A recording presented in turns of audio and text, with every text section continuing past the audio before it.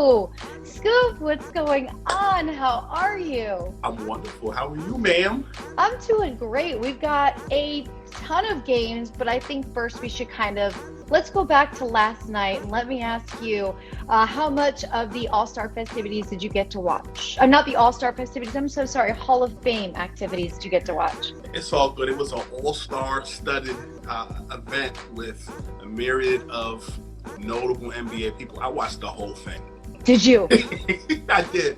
I watched it from the pre-stuff to when Mike Green talked, and he talked about his journey.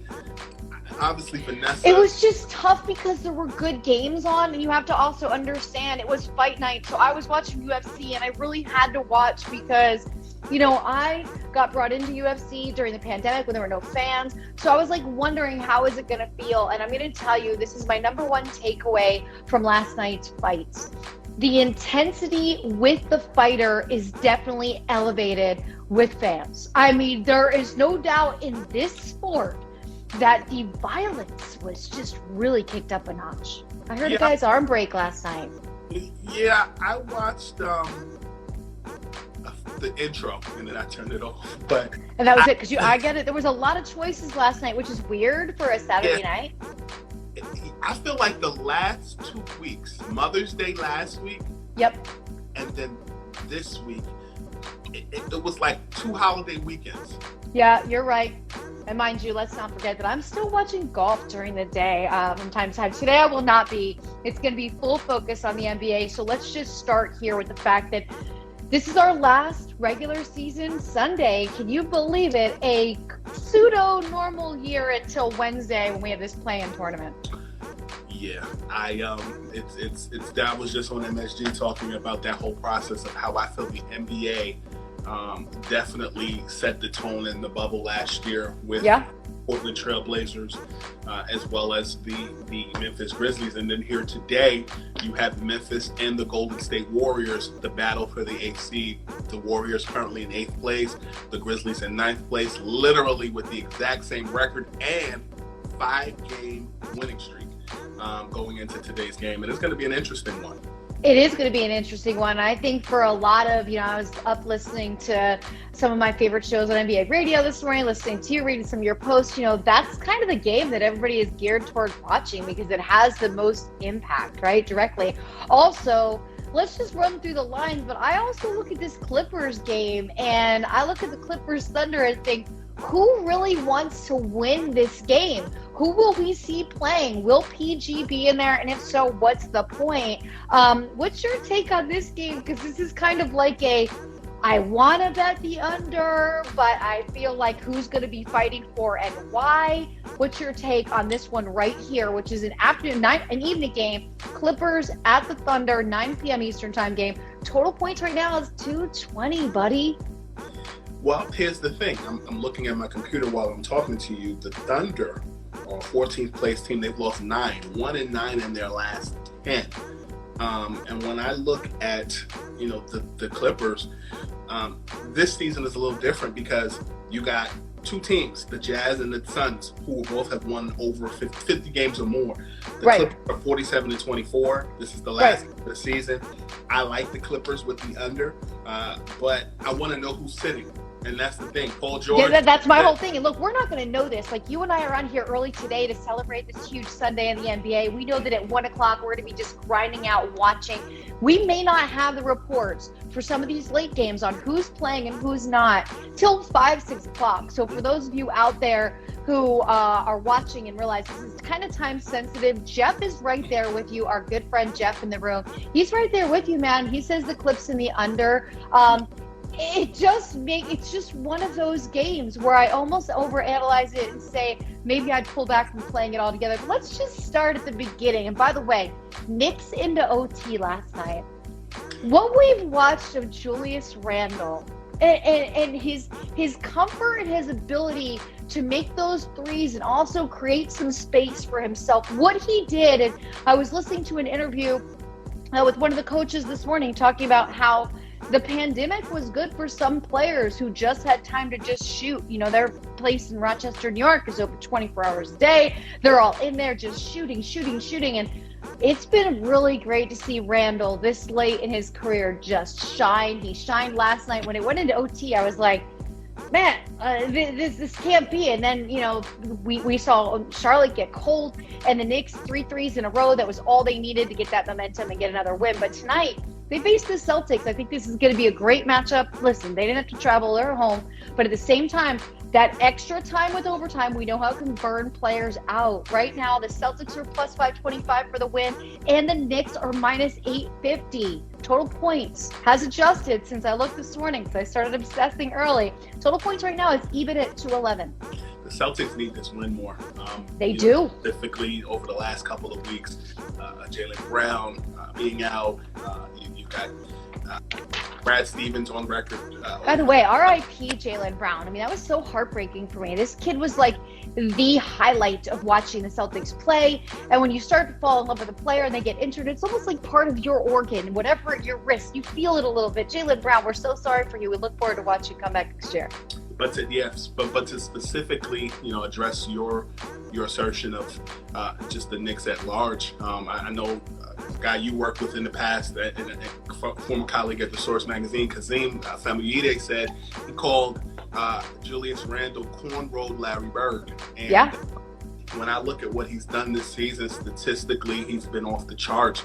But I feel like a lot of people act as if Julius Randle is new.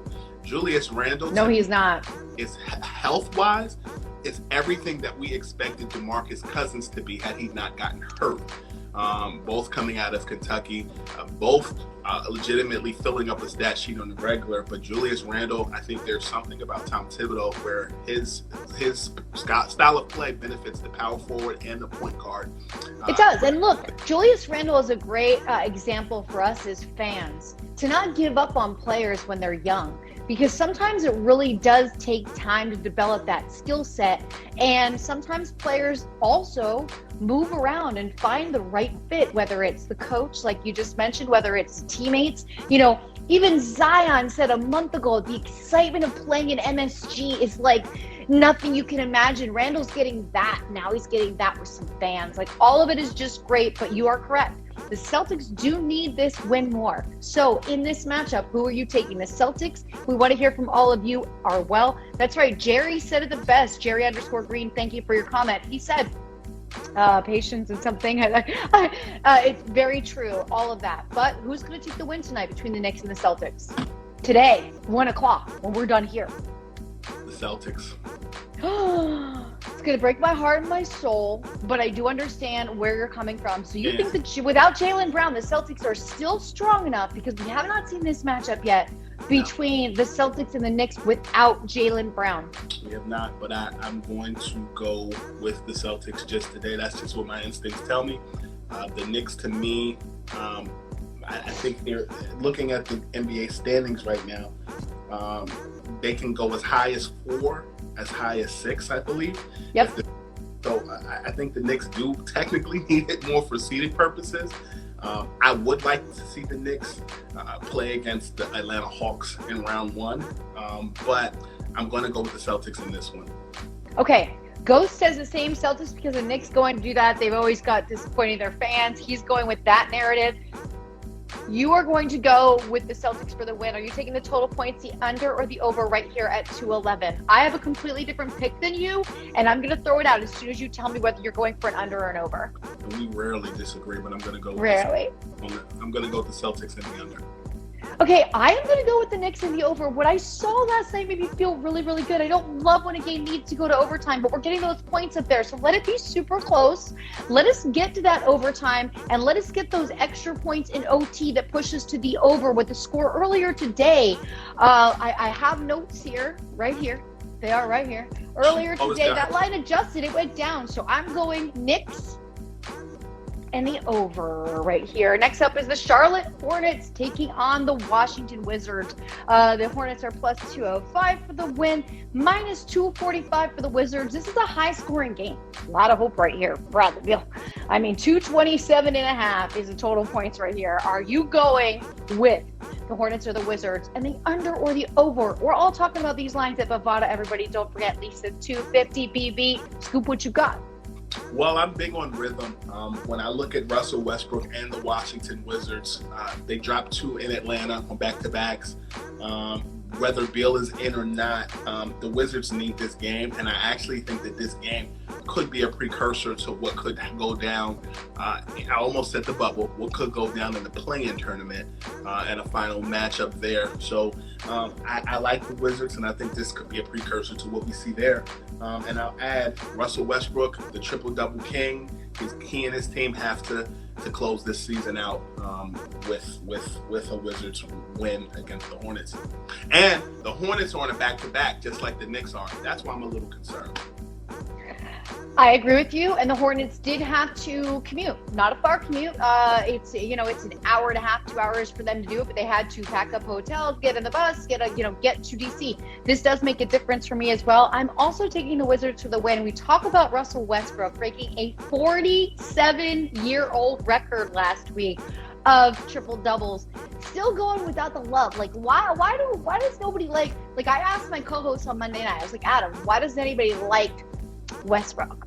Was it the backpacks and the wardrobe in the beginning of his career? Because I loved all that. And he said, hey, he can be sometimes a selfish player and stack stats, right?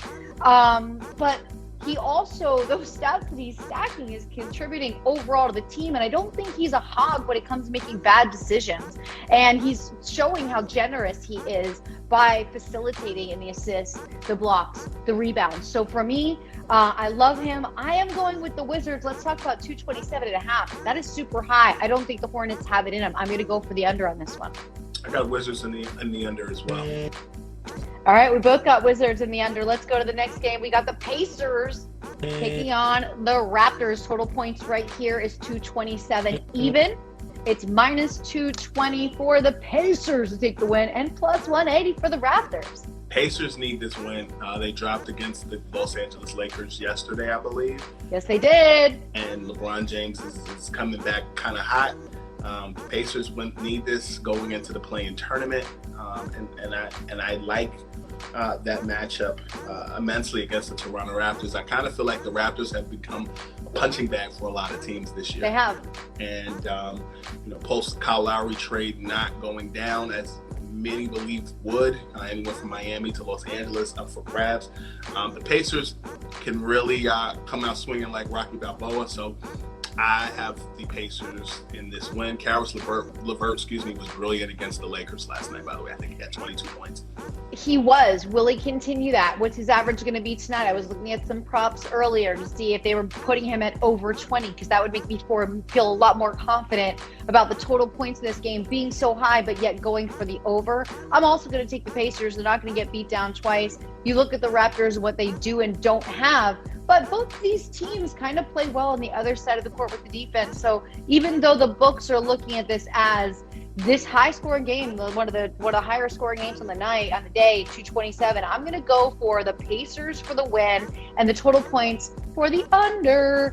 Let's go to the Suns-Spurs, a game that kind of has some interesting relevance as well. Suns minus 450 for the win. The Spurs are plus 325 total points in this game. 225. Scoop, what do you think about this season for the Suns, and what do you think about this last Sunday for so many teams? Suns Sunday, winning Chris Paul. Where do you begin? I think as much as Sean Marks is the favorite to win the NBA's Executive of the Year award, I think that James Jones is one of the most underrated candidates, and it starts with getting Jay Crowder in the supporting cast role and getting Chris Paul to the Valley of the Sun. But ultimately, I think it comes down to coaching. Monty Williams is legitimately a NBA coach. We got an update right here, not to interrupt, but I didn't want to pass through fast. Thank you so much, Jeff. Lyles, Patty Mills out. Walker is still questionable.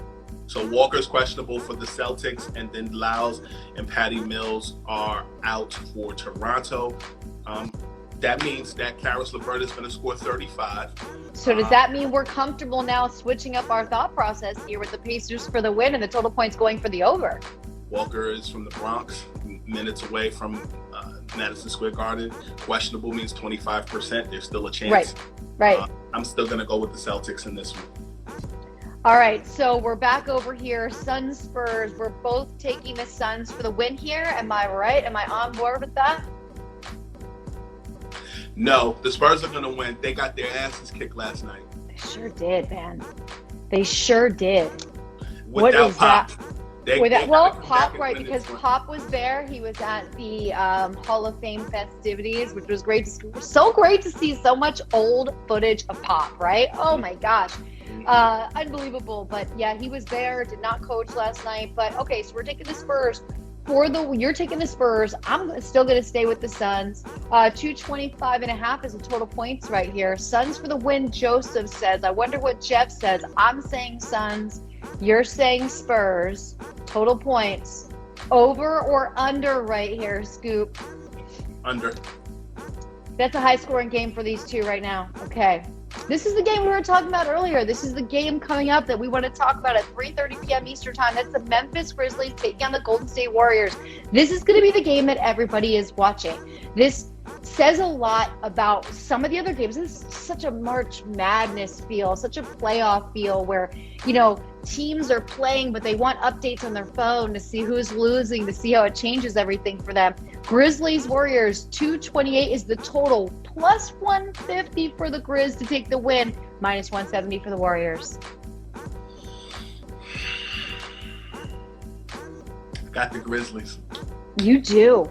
You think they're going to claw their way. You think they're going to duke it out in some sort of way. You want the Grizzlies. Okay.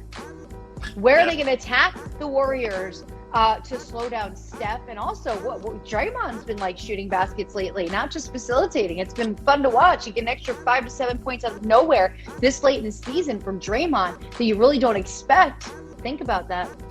So I said this on television earlier today. Growing up, and you're in trouble with your parents.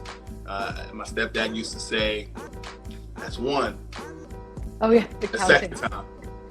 And when you look at last season in the bubble, when the Blazers played the Grizzlies, they wet the bed. This is a similar situation in the last game of the season. You learn from it. I feel like that's my mindset. I think that the Warriors have been playing well all season. Steph Curry's been playing lights out.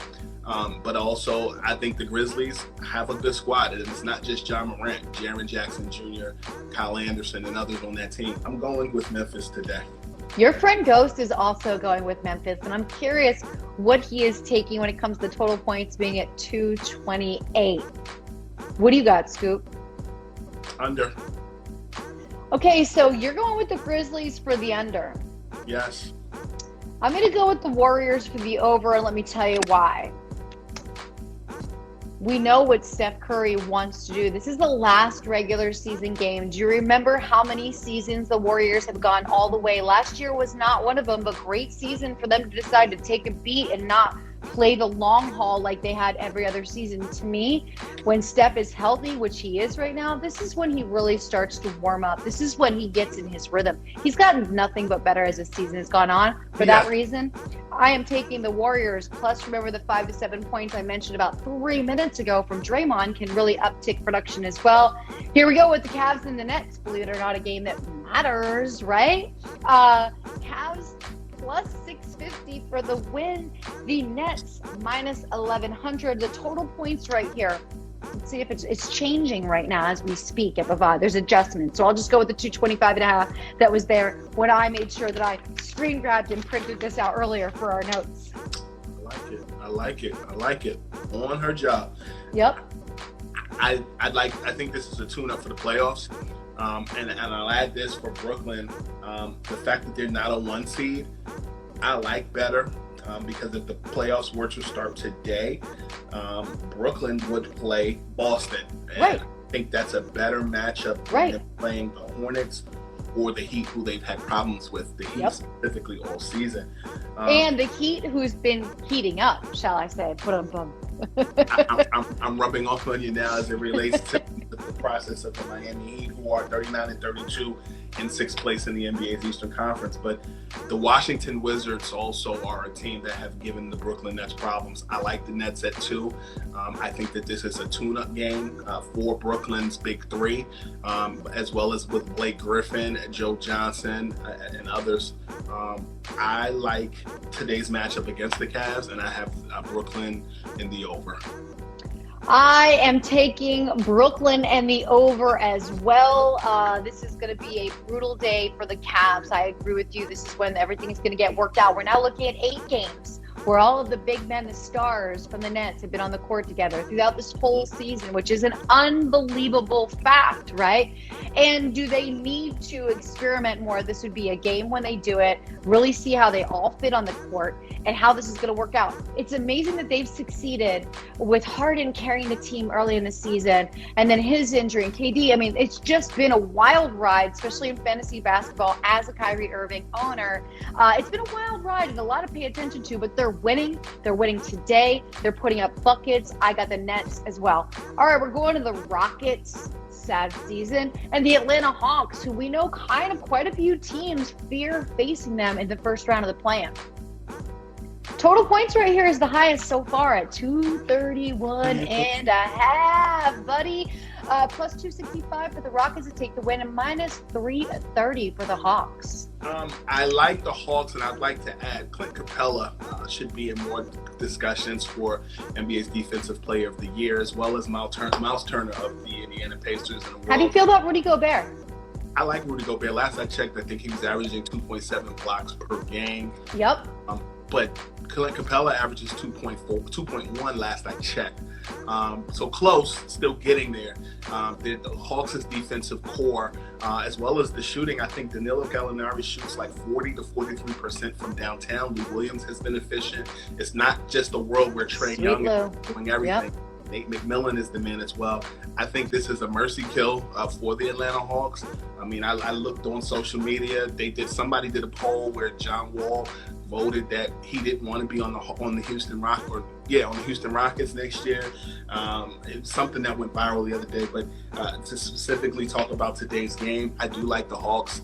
This is a tune-up for the playoffs, and I got them in the over. We both got the Hawks winning this one. Scoop is going for the over. I'm going to go for the under here. I know it sounds crazy, but the line's looking at them at 231 and a half. That just seems a little rich for my blood. These lines are adjusted right now as we speak on Bovada. So if you go in there and refresh, if you've already gotten your action in earlier, but if you go into refresh and we're a little off, I'll tell you the Magic Sixers, another game that I look at and go, poor Orlando has to show up for this. Plus 270 for Orlando to take the win. Minus 340 for the Sixers. Now, the total points right here is a bit lower at 216 and a half. Who you got? It's hard not to say the Sixers, but are you going over on this one or under on the total points? Clap your hands, everybody.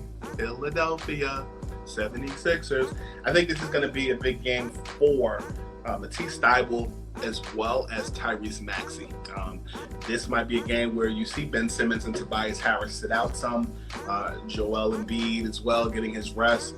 But I think that this could be even a game where Furkan Korkmaz could go off and get some stats. But yeah, I got the Sixers in the over in this game against me. I got the Sixers in the over too. We're agreeing on this one. We spoke about the Heat heating up just a couple of minutes ago. Today, the Heat will be facing, tonight actually, 8 p.m. Eastern time. The Heat will be facing the Pistons. I'm watching the lines move. What I have right here is 215 and a half, minus 220 for the Heat to take the win, plus 180 for the Pistons. Who you got?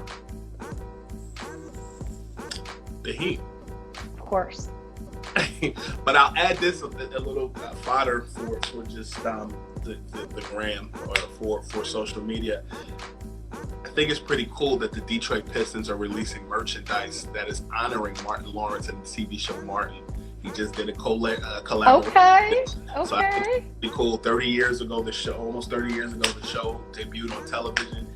But, that makes me feel super old, but okay. Old as hell. I remember when that show came on television. Of course I do. Yes. So, Let me ask you this. When it comes to the Heat, yeah, they've really seemed to get it together late in the season, right? We saw this chemistry in the bubble that was just unstoppable. Something was not the same this year. Now here we are. Is there enough consistency with this team to stay in it? Or are they just going to be killing time in the play-in in the round, maybe round one? For the Heat? Yeah. You know, it's interesting. The Heat dealt with COVID protocol, Jimmy Butler being out. Yeah. The adjustment of Avery Bradley and then him ultimately being shipped to the Houston Rockets, if I'm not mistaken. They brought in Dwayne Dedman. They brought in Trevor Ariza. And I'll add that, when you, for defensive purposes, Trevor Ariza's in it. The Miami Heat are still the NBA's Eastern Conference champions until 1-2. I spoke to a player who the Heat had deep interest in and has actually reached out, and they shared with me that they would have rather, and they ended up not signing, but they would have rather have signed with the Heat than the Brooklyn Nets because they like the grittiness that the Heat have. And I'll add that the Heat is like the fifth cup of wine. It sneaks up on you. You think Brooklyn or the Philadelphia 76ers are just the runaway. I love how you said fifth cup of wine. For me, that's like the third cup of wine, but it's a size thing. You know what I'm saying? So like the third. I know exactly what you mean. How it catches up on you. Well put there. I like the analogy. Yeah. So like when you look at the Heat, they're that Cabernet or that Riesling that sneaks up on you, and I just think that. I think too, a lot of watchers, a lot of viewers, a lot of NBA followers. Now we start to narrow down things. We're competing with multiple sports. You got baseball on. If you're me, you got golf. Mm-hmm. Here we are, and I think we've forgotten how good the Heat was in the bubble and then gave up on them this season. And I think also teams that play to their competition have at times kind of laid back a bit. Now, look, you can still go out in Miami. Florida's been open. We've seen for years history in the NBA about the Heat having a better home schedule. And it's not because they play better. It's because their opponents go out. That's a fact, okay? So we're taking the Heat for the win, both of us. 215.5 total points. What you got? Heat for the win. I got the over. Let's go. I'm right there with you. The Mavs and the Timberwolves. Here we are talking about this high-scoring game of the day at 230.5 for the total points at Bovada. You've got the Mavs minus 250 for the win. The Timberwolves plus 210. Do the Mavs have enough gas in the tank to even push that total, or will it be all on the other side of the ball? 230.5. That's a high total. What you got there, Scoop? James Edwards, Karl Anthony Towns are trying to give A-Rod a win on his on the final game of the season. I like the Timberwolves in this one. I think Dallas is going to rest Luka. If Dallas rests Luka, how do we look at 230.5 as being a realistic target for the scoring? For me, I would hold off on betting that. I would bet. For me, I'm going to take the Timberwolves for the win here, but I just can't until I have that accurate. That's a game till later. Do you agree? Without Luka in the game, we're going to see a little bit less scoring. Less scoring, but I still think when you look at the Timberwolves at large, Tim Hardaway Jr. has been playing good basketball throughout the course of the season. He doesn't hurt you. He when he's on, and even when he's having maybe 10 points in a game, he's still his plus minus is still beneficial for the Dallas Mavericks. And let me interject there for a second. Another player. Earlier we were talking about Julius Randle. Another player, Tim Hardaway. I've been owning Tim Hardaway in fantasy basketball since I started playing in 2016 or 2015.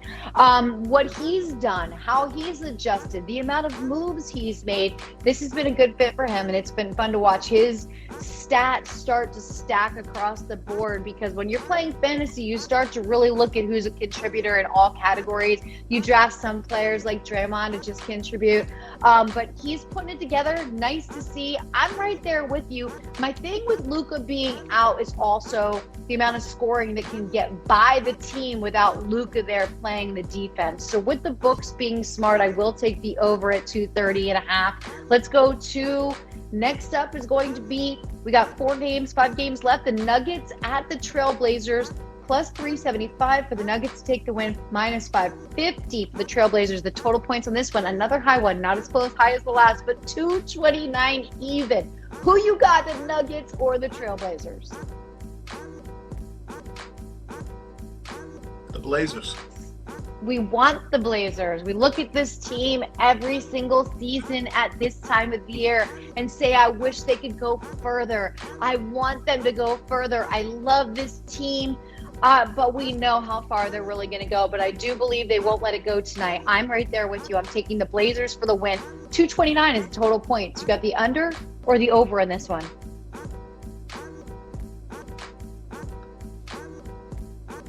Ghost, have a great day. He's staying out. He's taking, okay, he's got to go. He's got to run. Great to see you. You're taking the over at, you are taking the over. Okay, here's a game we talked about earlier. It's the Clippers at the Oklahoma City Thunder. We know what we've got going on here. Total points, 220, a little bit lower. Minus 350 for the Clippers to take the win. Plus 275. Again, this is a game that doesn't start till 9 o'clock tonight Eastern time. We could see some players resting, which could be part of the reason why some of these lines are starting to adjust. I saw the Wizards line move as soon as it was announced that Bradley Beal is going to play today. So let's look at this one and help out our viewers at the same time, letting everyone know, pay attention to the news, okay? Because things could change drastically. Clippers, Thunder, total points, 220. Who's winning it? And are you going for the over or the under? Even without Paul George, you still got Rondo, you still got Kawhi. Yeah. I think this is a tune-up game for a Clippers team who arguably does have championship aspirations, as do the Lakers, the Nets, and the Philadelphia 76ers. That said, I'm going to go with Ty Lue's Los Angeles Clippers in this one. I still think they have firepower without Paul George. DeMarcus Cousins is in there, and I like the Clippers' chances this evening.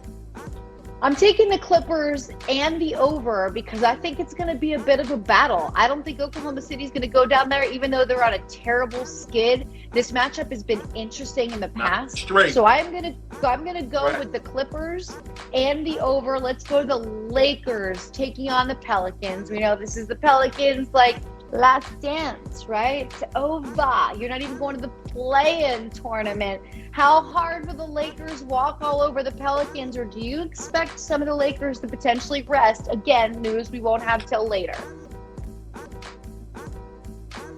I still think it's going to be a Lakers win. This is a tune-up, even from a perspective of Kyle Kuzma, Kentavious Caldwell-Pope, and Montrezl Harrell, and others on that team. And I think that, as well as Dennis Schroeder, who's been in and out of the lineup for the Lakers in purple and gold. So, yeah, I have the Lakers in this one. Alonzo Ball will play against his hometown team, his former team.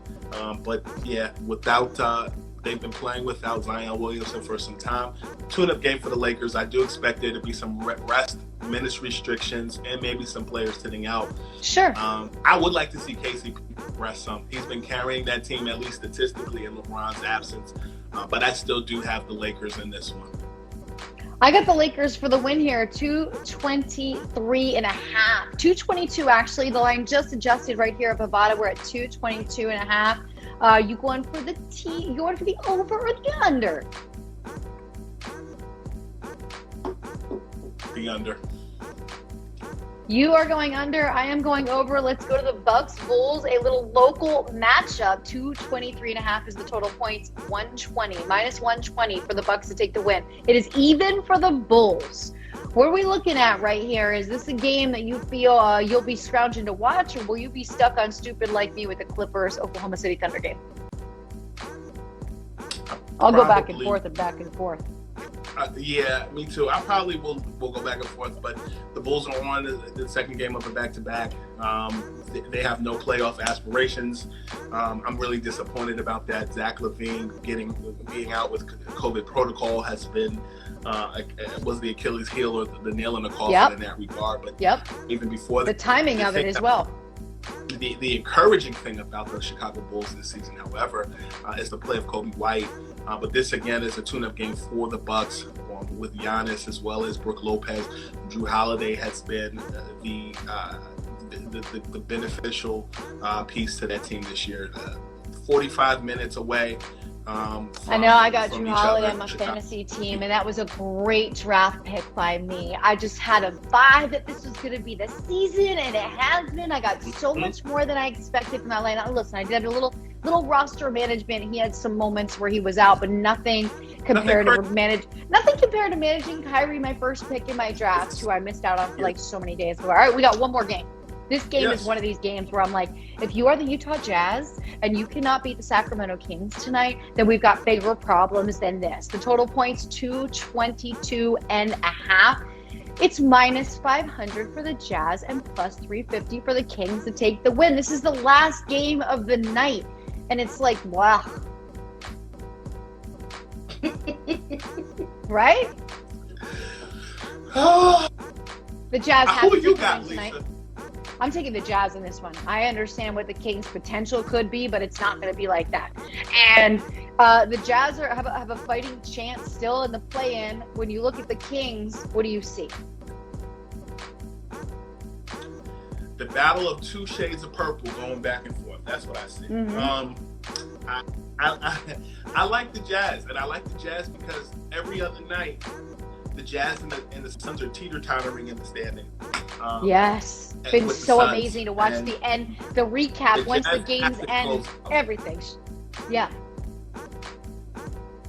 So you're taking the Suns, you're taking the Jazz and the total points for the over. Am I right? 222.5. Yes, I'm taking the Jazz and the over. Well, we recapped everything, and everyone needs to pay close attention. Also, make sure that you're following Bovada Official on Twitter. I know you are following Bovada right here on Instagram. So this is going to be one of those weeks where I don't really want to do anything. The weather's getting nice. That's great. But I'm going to be so glued to watching these games starting Wednesday. How about you? Yeah, because it's like the NCAA tournament, as you mentioned earlier. And I'll add that the play-in tournament is the 18th. It starts Tuesday. It's done the 21st. The NBA playoffs start the next day. It's kind of cool. It feels like freshman year of college, waking up in March to watch all those damn games on TV. Yeah. Except there's not 4 teams, there's teams. And again, the NBA having somewhat of a pseudo-normal season. Games are getting more exciting as we're watching more venues open up to fans. You can feel the energy. You can see the difference. And players are thriving and things are like seeming somewhat. This is just a unique. This play-in tournament is incredibly unique, but also just makes us want to get in. I will be putting picks up every day during the play-in tournament for everybody. They'll be here. They'll be on my social media. Make sure you're following Scoop.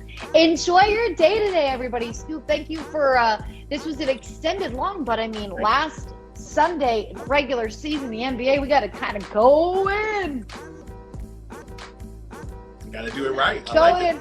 Have a great rest of your day, everybody. Thanks so much for joining us. Don't forget to use my promo code LISA250PV.